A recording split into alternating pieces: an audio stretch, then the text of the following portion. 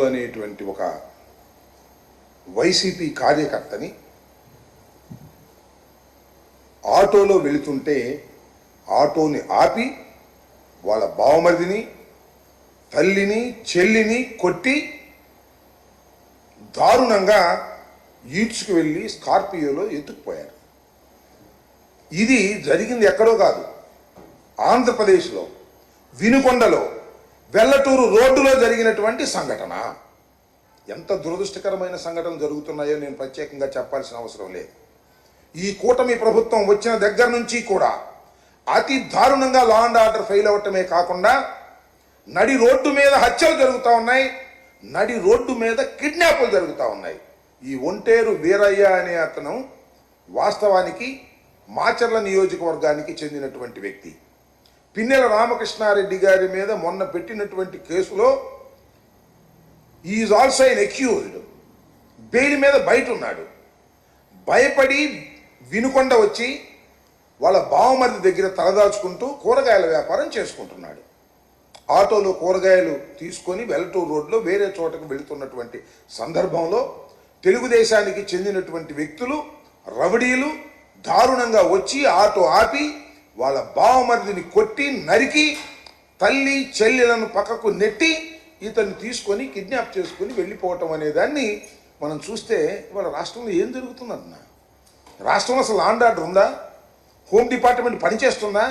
Police వ్యవస్థ పనిచేస్తుందా? నడి రోడ్డు మీద వినుకొండ లాంటి సమస్యాత్మకమైనటువంటి నియోజకవర్గం.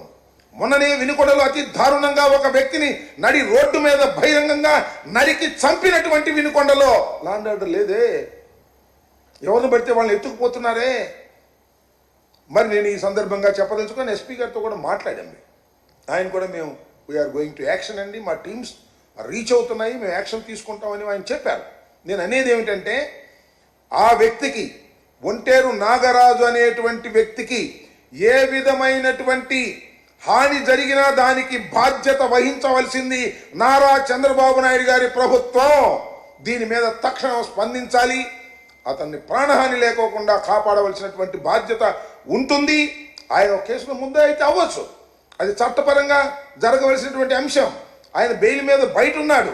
భయపడి వచ్చి వినుకొండలో తలదాచుకుంటున్నటువంటి సందర్భంలో మాచర్ల నుంచి వచ్చి వినుకొండలో దౌర్జన్యం చేసి ఆయన నెంబర్ కూడా ఇచ్చారు, ఏదో దాని పేరు ఏంటి, వెహికల్ నెంబర్ కూడా దానిలో ఉందని కూడా అది ఒకసారి వెహికల్ నెంబర్ కూడా అది ఎంతవరకు కరెక్టో మరి నెంబర్ ప్లేట్ మార్చారో నాకు తెలియదు కానీ అడ్డం తప్పుగా మార్చారో నాకు తెలియదు కానీ దాని నెంబర్ కూడా ఈ సందర్భంగా నేను చెప్పదలుచుకున్నాను.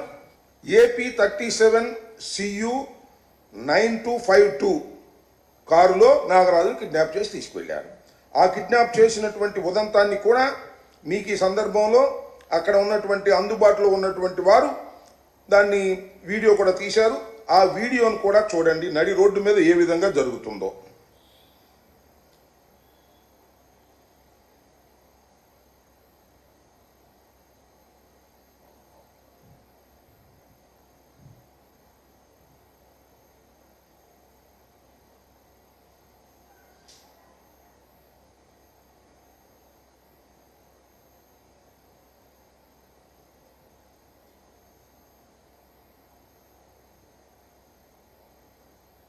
అయిపోయిందా? తల్లి చెల్లి, ఆయన తల్లి నాగరాజు, తల్లి నాగరాజు చెల్లి, నాగరాజు బావమరిది, ముగ్గురు కలిసి ఆటోలో వెళ్తున్నారు కూరగాయల వ్యాపారం చేసుకుంటూ. అలా బావమరిది ఏమో నరికారు, అతను పారిపోయాడు పాపం. తల్లి చెల్లి కాళ్ళ వేళ్ళ పడుతున్నా కూడా దారుణంగా ఈడ్చుకొని వెళ్ళి బండిలో ఎక్కించుకుని తీసుకువెళ్తే ఏంటి లా అండ్ ఆర్డర్ ఉండట పోయినట్ట ఈ రాష్ట్రంలో? అదేమంటే అసలు లా అండ్ ఆర్డర్ గురించి మీరు మాట్లాడతారా? రాష్ట్రపతి పరిపాలన విధించమంటారు 2 నెలలకే అంటే ఏమిటిది? నడి రోడ్డు మీద కిడ్నాపులు జరుగుతుంటే, నడి రోడ్డు మీద మటలు జరుగుతుంటే ఇది మణిపూరా, బీహారా లేక ఆంధ్రప్రదేశా? చంద్రబాబు నాయుడు గారి నాయకత్వంలో జరుగుతున్నటువంటి ఈ ప్రభుత్వంలో అంటే రెడ్ బుక్ రాజ్యాంగం నడుస్తూ ఉన్నది. పోలీసులకు అసలు ముద్దాయిల్ని కానీ నేరస్తుల్ని కానీ ఏదైనా